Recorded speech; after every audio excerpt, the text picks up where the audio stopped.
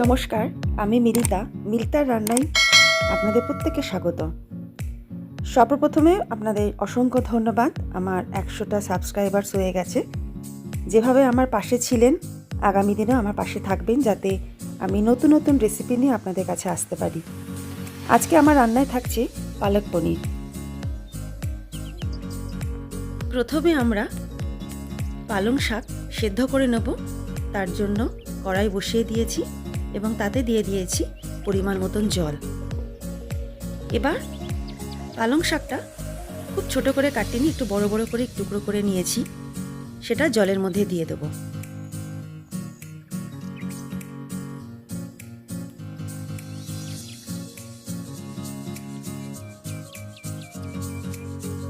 আর দিয়ে দেবো সামান্য লবণ। এবার ঢাকা দিয়ে সেদ্ধ হতে দেবো। ঢাকা খুলে দিয়ে তারপর শাকটাকে আমরা একটু নাড়াচাড়া করে নেব।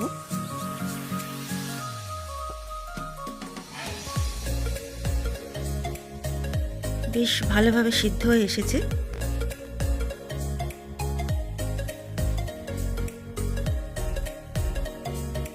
এই সময় আমরা আঁচটাকে জোরেই রেখেছি। এবার বেশ খানিকক্ষণ সিদ্ধ হয়ে যাওয়ার পর আমরা একটা পাত্রে ঠান্ডা জল নেব। আপনারা প্লেন জলের মধ্যে বরফ দিয়েও রাখতে পারেন। আমি এখানে ফ্রিজের ঠান্ডা জল নিয়েছি, সেই জলে দিয়ে দেবো, যাতে পালং শাকের যে রং, সেই রংটা যেন ঠিক থাকে। সম্পূর্ণ শাকটা ঠান্ডা জলের মধ্যে নিয়ে নিলাম।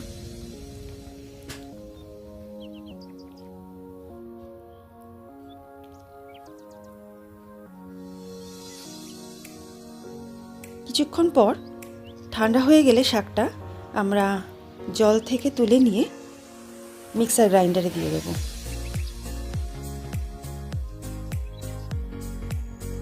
এবং এর মধ্যে অন্য কিছু দেব না, শুধুমাত্র পালং শাকটা আমরা মিহি করে পেস্ট করে নেব। আমাদের পেস্ট হয়ে গেছে। একেবারে মিহি করে আমরা পেস্ট করে নিয়েছি। পালং শাকের রঙটা কিন্তু খুব সুন্দর সবুজ অবস্থায় রয়েছে। এবার কড়াইতে তেল দিয়ে,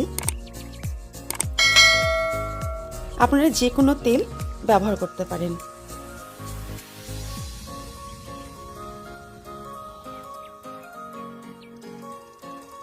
এবারেতে ফোড়ন দেব। ফোড়নে আমি দিচ্ছি গোটা জিরে,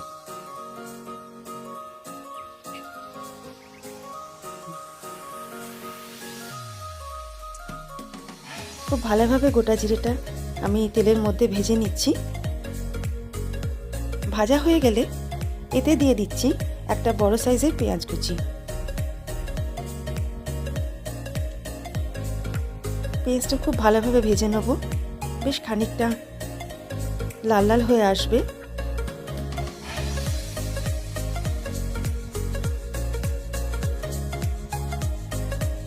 সেই অবস্থায় আমরা দিয়ে দেবো একটা টমেটো কুচি।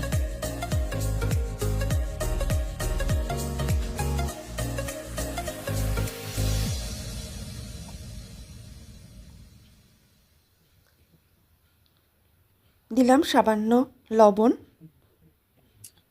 যাতে টমেটো এবং পেঁয়াজটা একটু সেদ্ধ হয়ে যায়।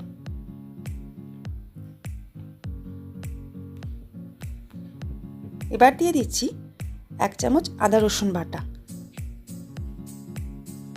এই মশলাটা আমরা কষিয়ে নেবো ভালোভাবে, যাতে আদা রসুনের কাঁচা গন্ধটা চলে যায়।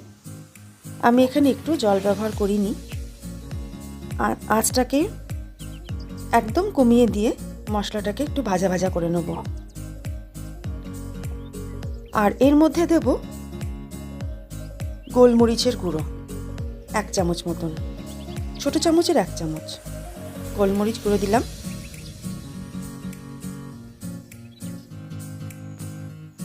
খুব ভালোভাবে মশলা কষিয়ে নিচ্ছি। এবার এর মধ্যে দিয়ে দিচ্ছি 1 চামচ জিরে গুঁড়ো আর 1/2 চামচ ধনে গুঁড়ো। আবার মশলাটা খুব ভালোভাবে একটু ভাজা ভাজা করে নেব, কষিয়ে নেব।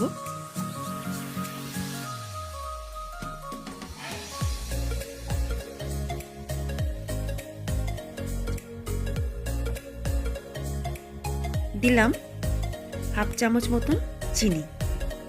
আপনারা এখানে চিনিটা নাও দিতে পারেন। খুব ভালোভাবে কষিয়ে নেওয়া হয়ে গেছে, কাঁচা মশলার গন্ধটাও চলে গেছে। এই অবস্থায় আমরা পালং শাক যে বেটে রেখেছিলাম সেটা দিয়ে দেবো।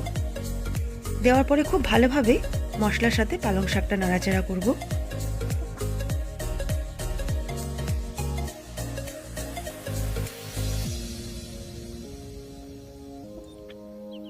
কিছুক্ষণ নাড়াচাড়া করে নেওয়ার পরে দিয়ে দেবো পনির। আমি এখানে যতটা পালং শাক নিয়েছিলাম সেই অনুযায়ী আমি 300 গ্রাম মতন পনির দিয়েছি। আপনারা পনিরের মাত্রাটা কম বেশি করতে পারেন। এবার আমরা এটা দিয়ে দেবো ফ্রেশ ক্রিম। ক্রিমটা দেওয়ার সাথে সাথে আমরা খুব ভালোভাবে মিশিয়ে নেব এবং এই সময় আমরা এটা কুক করব না বেশিক্ষণ, জাস্ট নাড়াচাড়া করে নেওয়ার পরেই আমরা আঁচটা নিভিয়ে দেব।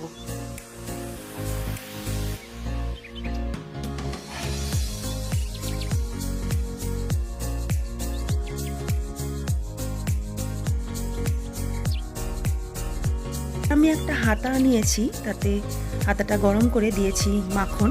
আপনারা চাইলে এখানে একটা কড়াই ব্যবহার করতে পারেন, কড়াইতে মাখনটা দিয়ে আপনারা এই ফোড়নটা দিতে পারেন। আমি এখানে ফোড়ন দেবো একটা শেষে, তাতে খুব সুন্দর স্বাদ আসবে পালক পনিরে। দিলাম একটা শুকনো লঙ্কা মাখনের মধ্যে, আর দিচ্ছি 1 চিমটে মতন গোটা জিরে।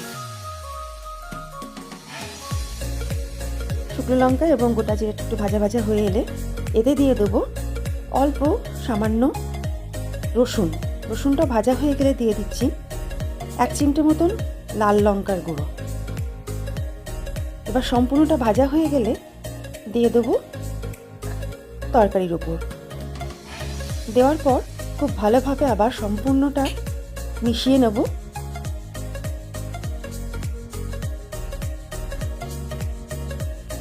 এতে পালক পনিরের স্বাদটা অনেকটাই বেড়ে যাবে।